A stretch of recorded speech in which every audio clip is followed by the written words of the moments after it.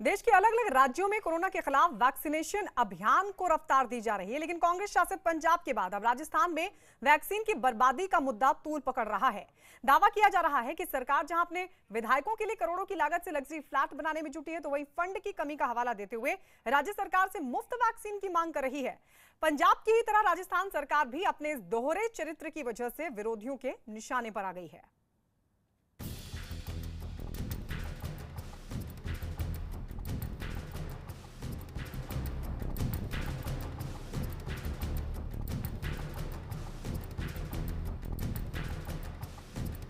चौवालीस आयु वर्ग के बीच के जो लोग हैं उनमें हमारा वेस्टेज 0 है।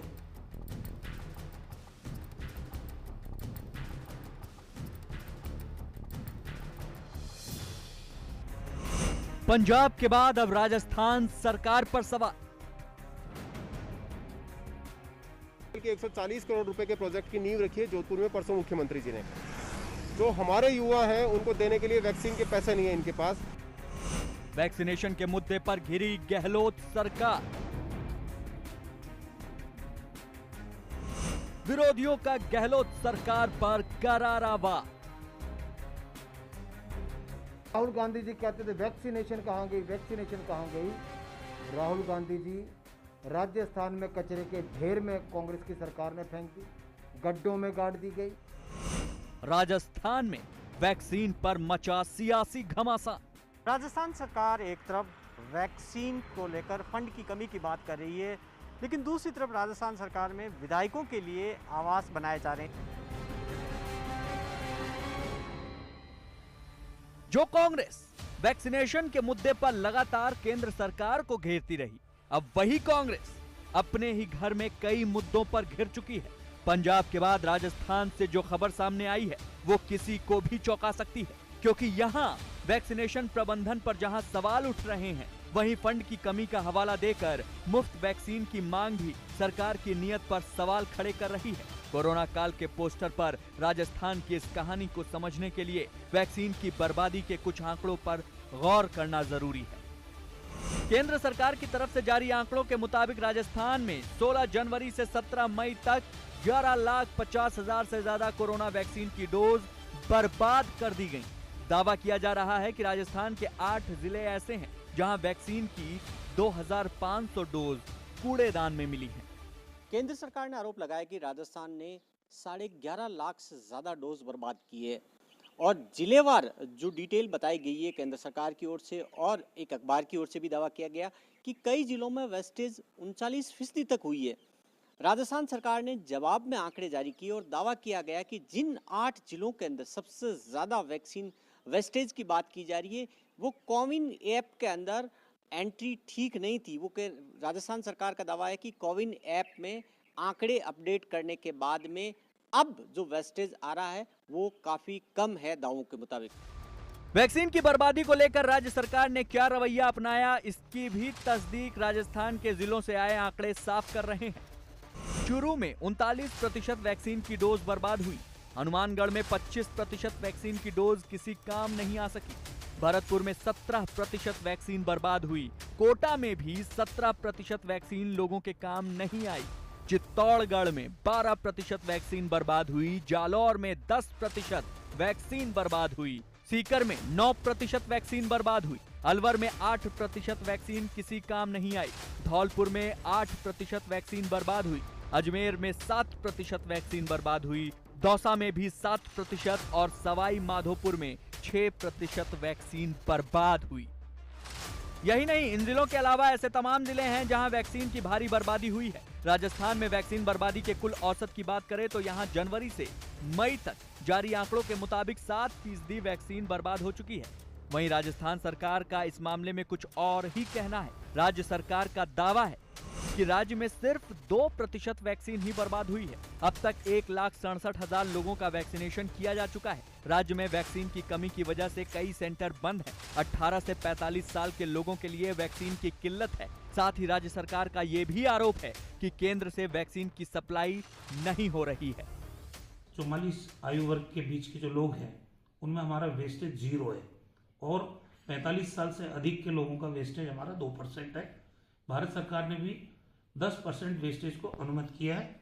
और राष्ट्रीय औसत 6% का है वेस्टेज का। तो इस हिसाब से कोविड वैक्सीनेशन में राजस्थान देश भर में नंबर 1 स्थान पे है।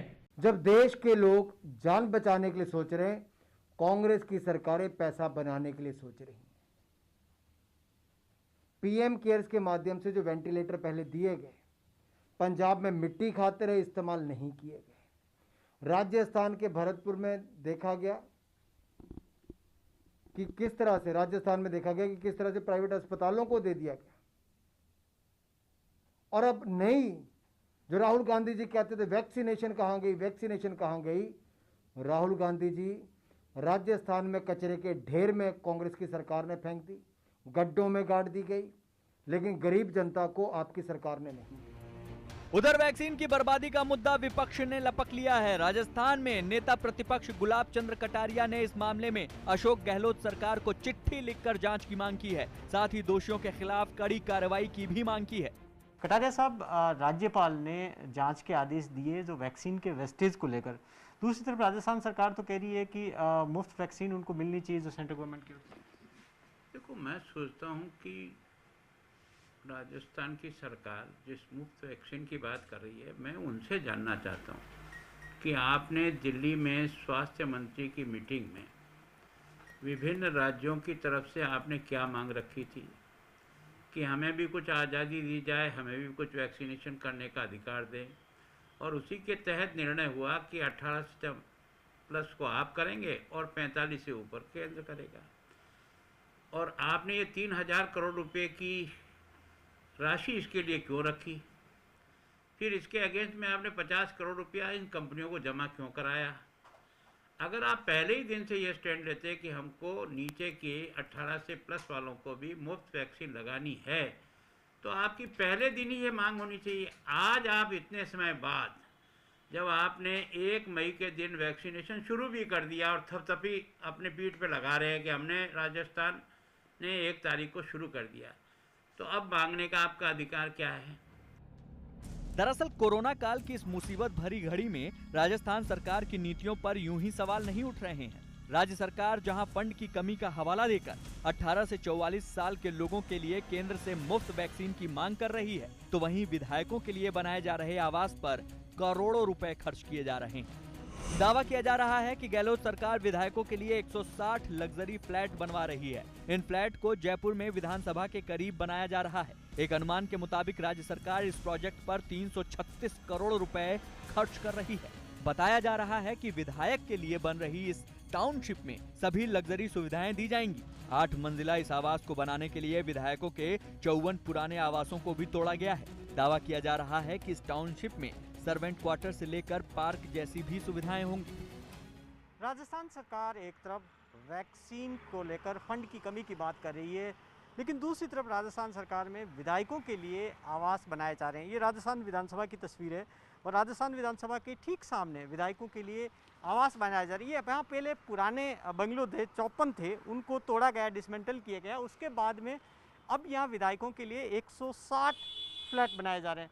ये 4 बेडरूम फ्लैट्स हैं विधायकों के लिए, जिसमें आप देख सकते हैं कि 4 बेडरूम फ्लैट्स हैं। अभी कंस्ट्रक्शन का काम चल रहा है। इस वक्त तो शुरुआत हुई है कंस्ट्रक्शन की। तकरीबन 336 करोड़ की लागत आएगी पूरे इस निर्माण पे। यहाँ पर सभी सुविधाएं यहाँ पर लगभग उसमें दी जाएगी और ठीक विधानसभा के सामने काफ़ी लग्जरी फ्लैट्स होंगे, जिनके लिए राजस्थान आवासन मंडल इस वक्त इन फ्लैट्स को बना रहा है। हालांकि कोरोना के चलते बाकी काम बंद है, लेकिन क्योंकि विधायकों से जुड़ा हुआ मसला है, उनके लिए आवास बनाने, इसलिए कंस्ट्रक्शन पूरी तरीके से चालू है यहाँ पर और आवास बनाए जा रहे हैं। राजस्थान सरकार की इसी दोहरी नीति पर बीजेपी ने गहलोत सरकार को घेर लिया है, जबकि कांग्रेस भी इस मुद्दे पर अब अपनी सफाई दे रही है। राजस्थान में जिस तरीके से कल जेडीए ने शिलान्यास किया आवासों का, और उसको यदि वैक्सीन के खरीदने में लगाते तो ये कोई भी कह सकता है कि उनको उस पैसे को उसमें लगाना चाहिए, लेकिन वैक्सीन के मामले में भी जो 600 करोड़ रुपए विधायकों के लिए, उसका तो जवाब दें। कम से कम उनके क्षेत्रों में तो वैक्सीनेशन कराएं खरीद के। ये कब का चालू किया हुआ है? वसुंधरा जी का प्लान है ये। कांग्रेस इसको इम्प्लीमेंट कर रही है। पहले ये प्लान बीजेपी के शासन में ही बना था, आपकी जानकारी नहीं होता आप पता लगा लेना। एमएलएज को जब जीर्ण शीर्ण आवास हो गए तो क्या राज्य सरकार की ड्यूटी नहीं है कि विधायक को रहने के लिए जगह दी जाए? फिर भी हम पैसे या बजट के आधार के ऊपर किसी को भी वैक्सीनेशन नहीं लगे ऐसा नहीं होने देंगे। बीजेपी नेता लक्ष्मीकांत भारद्वाज ने भी कांग्रेस के इस रवैये पर सवाल खड़े किए हैं। लक्ष्मीकांत जी, आप बताएं कि कल प्रदर्शन किया था कांग्रेस ने, कहा कि मुफ्त वैक्सीन उनको देनी चाहिए केंद्र सरकार को और बजट नहीं है।